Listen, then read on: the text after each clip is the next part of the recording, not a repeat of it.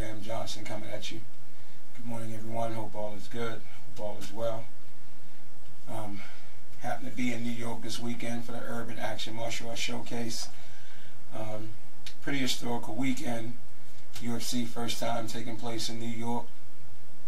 My question I was asking myself as we were going up there, the 20-year anniversary of WMAC Masters, I just still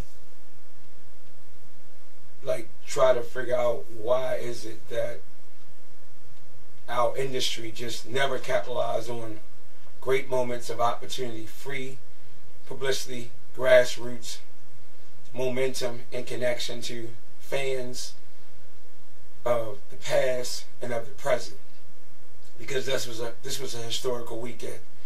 I mean, it was,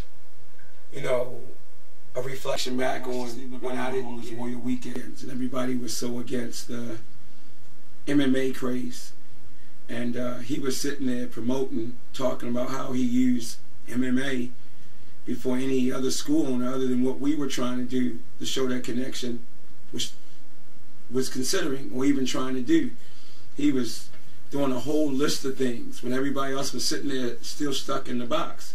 He was up there marketing and promoting all the way back to Master Ernie Black Belts, because we know that the pioneers of Strike Force and even Bellator fighting right now are at least the president is the head, is one of Master Ernie's black belts. So Master Ernie and who was it, Frank Shamrock and all those guys were already moving in that direction, and his curriculum was reflecting that. Even when people look at him today, they don't get that he was already putting that stuff in there, just like the whole element of the Kung Fu hip hop and so forth. So to see this, man, and say, man, how are we not connected to this? I mean, it was powerful. Streets being blocked off for martial arts. When have you even seen that in our industry? A major city blocking off the streets and got billboards of martial artists. We talking about traditional martial artists, Ronda Rousey.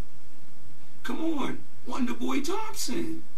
The list goes on and on now, and you seeing all these things connected. And I'm sitting back seeing all these things happening over the weekend. Martial art tournaments, advisory board meetings, action film showcases. And I'm like, how come these things are not even mentioning this major event? How come these things are not even connected somehow? How is this humanly possible? And then how are you even at those events and not at the event that's making history? I mean, I got to give it to the Pirellas. He had his people there. Hey, man, people ain't going to always come to you. You better get out and connect to the people and see what the people want, because it's obvious this is what the people want. And then to go to the Urban Action Showcase and see the celebration of the WMAC Masters and see people running around with, action figures and people, talking about how powerful that TV show was, and as a kid how it inspired them, like Bruce Lee inspired me with Chinese Connection. And I remember even when that company came to give the major company at that time with Billing Collection an opportunity to get in. But I still see again, and I just laugh all the time, how did you miss that? How do martial arts miss opportunities like that? We understand that the only way people will be more inspired to come into the dojo, come on, it was movies, it was things outside the industry that brought the momentum of interest for people who want to come into martial arts.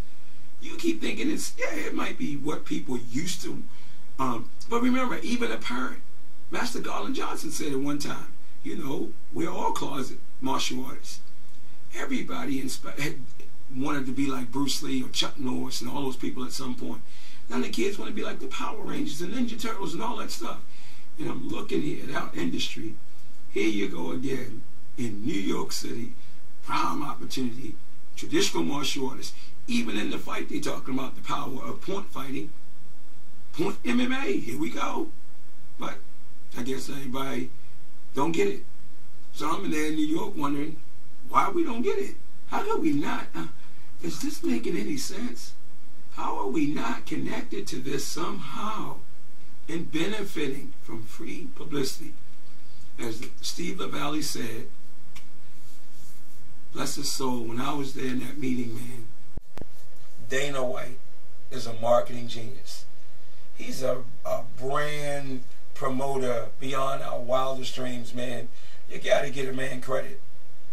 Not just when he's doing one thing, is he promoting the next thing, then the next thing, then the next thing.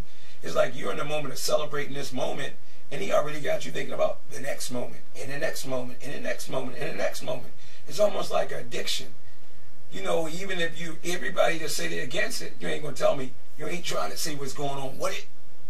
Once you stop faking and get on the same boat, if you're really trying to evolve and save the industry and allow people to profit, why don't you stop trying to be so egotistical and try to come together and unite and go with the momentum of what the people want? It's like crazy, but you'll go behind closed doors and you'll pay-per-view, you'll discuss who won this, you'll go through your internet and you'll glance at this, and you'll give little shout-outs, but you won't get behind anything beyond what you got in front of you to get outside the box, to give the people what they want and connect. That was the reason why the TV show WMAC Masters, somebody come in and found us a Cabbage Patch, Pokemon. Those were the same people. But they went on to other endeavors. Why? Because the industry that could have capitalized on the values of martial arts, it wasn't real martial arts. Phony. So what? It's all staged. Come on. I ain't even going to say it. I ain't going to call nobody a dummy or whatever it may be. It just makes no sense to me. How could you not get behind something that somebody else was putting millions of dollars? You had Universal Studios, everything, live shows, everything, heroes, action figures, and you ain't had to put one dime. All you had to do was convince the industry to get behind free publicity again. But guess what? You didn't do that. So I don't even know why I'm even wondering why you didn't do that for UFC, which is happening this weekend. But maybe the next generation, maybe some people will understand branding, collaboration is the only way to propel the industry forward beyond what we can think. At the end of the day, everybody want to teach people values. We just have different vehicles used to be able to connect to the spirit and the people and listen to what the people want and blend it. And as long as at the end of the day, the intention is to bring people back to their values and core values of developing great human beings that push and strive and innovate and go beyond their wildest dreams into the art of personal expression, then we need to be doing that.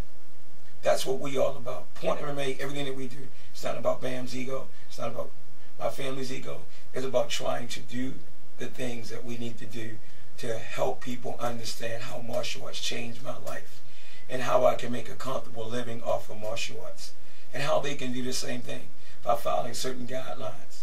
And they got to innovate and be open to change and take them to the next point, next level.